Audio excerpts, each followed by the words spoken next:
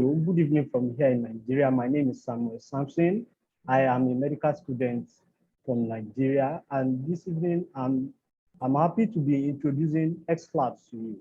Xlab is a virtual lab that provides science, technology, engineering, and mathematics that is STEM practical to students in Africa using AR/VR technology.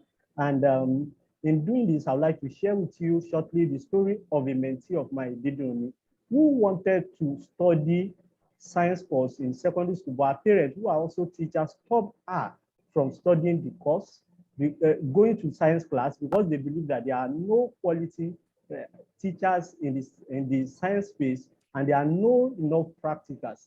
This is also similar to my story, as the first time I stepped my leg in a laboratory was actually 3 weeks to my final exam in the secondary school. Currently, she's in University of Ibadan studying law.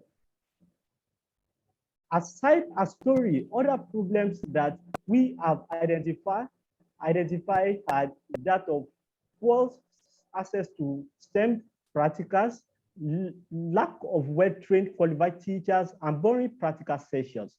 We've also identified the problem of less practical time hour, which is usually due to the unavailability of apparatus, the high cost of maintenance and chemicals. Also, there is also the low digital exposure, which inhibits innovation in Africa. This is the data showing the performance of students between 2014 and 2018 in the West Africa Examination Council. I have compared here the data of student performance in subjects that require practical, like physics, with performance in mathematics and English, and we can all see the gap.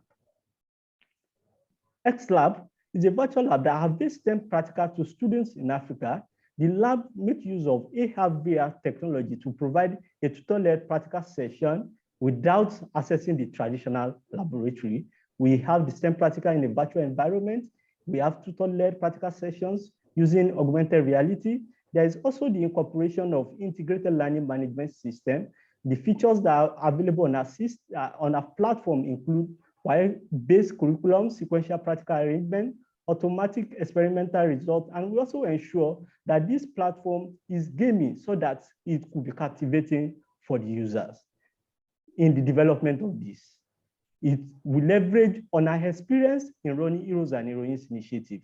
Let me share that Heroes and Heroines Initiative is an organization that started 4 years ago to provide support for secondary school students who are seeking admission to the university and are at the verge of selecting a future career. In doing this, we have been able to reach over 25,000 secondary schools across 25,000 secondary school students across 34 schools. We currently have 200 plus volunteers with partnership with Oyo State Ministry of Education, Peace First, among other programs. And we will be leveraging on all of this in stepping down at high innovation. There's no better time for this innovation, especially with advent of COVID-19, the current increase in clamoring for metaverse, then digital economy.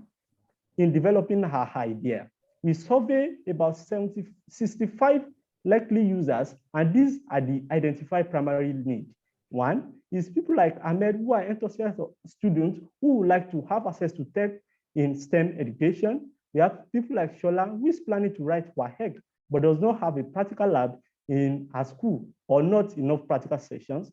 And people like Henry, who is having difficulty understanding basic practicals in his school. Our target market includes schools, continuing education center, and after-school hub, which we also plan to set up. Our market size is about 5.2 million, making up of people in the terminal classes in secondary school and those preparing for JAMB. And we also have 10% of this being a serviceable market, and we plan to reach at least 18,000 of this market within the next 3 years. Our direct competitors are Stan Lab, Imisi 3D, Virtual Lab, and indirect competitor is the traditional school laboratory. Xlab is at the center of all these competitors, as we provide virtual laboratory as compared to the traditional lab, and we provide practical experience for the emerging edutech, which provide teaching without practical options. Our competitive advantage is that we are factoring in the African Peculiarity, easy access, cost of adoption is low. We provide STEM practical in a fun way. Then there's peer competition, it is tutor-led, and we also use the learning management system. I've explained this, our competitor approach, like I said before, we make sure that we partner with schools, which we currently have. We also partner with continuous education system, and we ensure that our curriculum is up to date.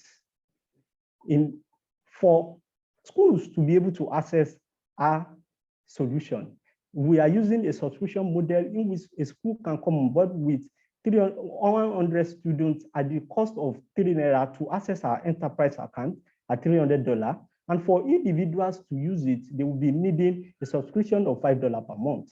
And in developing this model, we have sampled the cost of practicals in schools, and we have also sampled the cost of expended by students on tutorial sessions. Our startup cost for soft launch, which we are currently pitching for primarily, is $10,000. Then the main launch is $100,000, in which we are looking at spending $55,000 of it on software development. These are customer projection per month. Our revenue, we expect that by the 4th year, we will experience boom, because by then we'll be able to have established ourselves in the market. We expect that our contribution margin will rise from 7,500 in the 1st year to 275,000 in the 5th year. 10% of this will go to regular software update.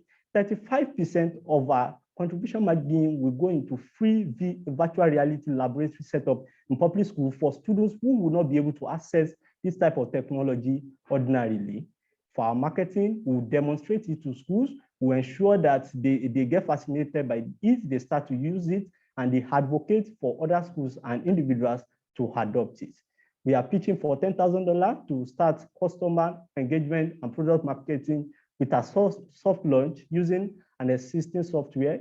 We plan to use 45,500 of these for subscription.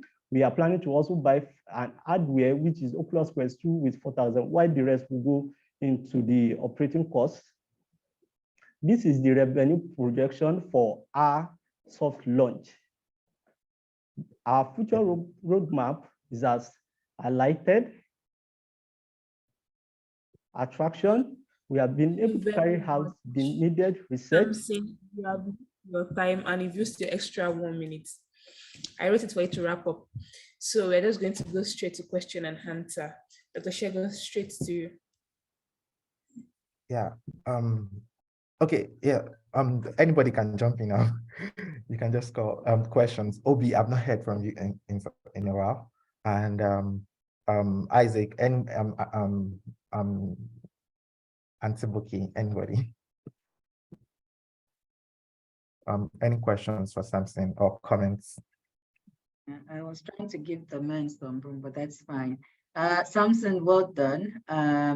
Good presentation. I'm actually looking at what you were talking about, and I was thinking I could do with this when I was in secondary school back in the 90s. It would have come in so handy. So there's definitely a market for this. Knowing Nigeria, there will be a lot of demand, especially in public schools where they don't have the facilities, like you say.